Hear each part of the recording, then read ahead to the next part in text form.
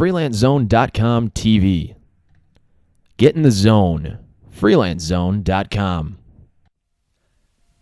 I'm Joe Wallace. And I'm Catherine Tully. This is FreelanceZone.com, and we're continuing our conversation about social media in general, and Twitter in particular, in this particular episode.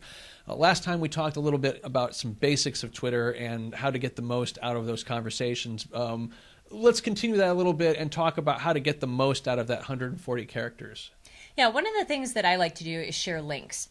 And you can do that. There's a shortening tool called Bitly or Owly. And if you use Hootsuite, not to get too far ahead, but Hootsuite is a tool that you can use, or TweetDeck, and they actually have those built in so that you can shorten links without having to go through a whole bunch of rigmarole and use up all your characters. So if you have a really big long link that's like 50 characters long, you're not using up all your 140 characters. You're shortening that link to a tiny link.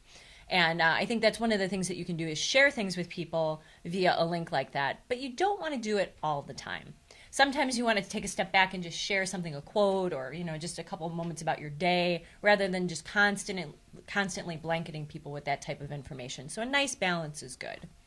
And, it's funny what you mentioned about the links, because there are some Twitter productivity tools out there that actually, as part of their parameters, they will say don't tweet 100% links in all your tweets. Mm-hmm.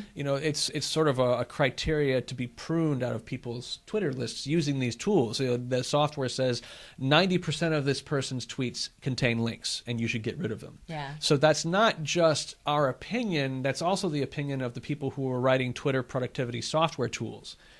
Something you want to watch out for. You don't want to kind of get blacklisted because you're constantly sending links out. And that's one of the ways that they kind of weed out people who are sort of spammy. If you're constantly hawking something at people, they don't really like that. So they're trying to give people tools to use to weed out some of those people, and you don't want to be one of them. And that brings us to a very important point.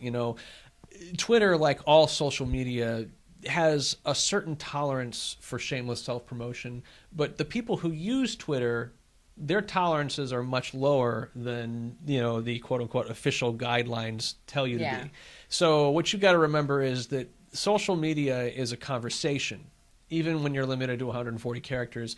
And everything you do, no matter whether it's automated productivity tools like Hootsuite or TweetSpinner or TweetDeck, whatever you're using, or if you're just manually typing in these things each and every day, the thing you got to remember is you want to maintain conversationality. Yeah, That's and not even a it word. makes it more time consuming, I have to say. I mean, to actually go through and have a conversation with people rather than just shove information at them, it takes time.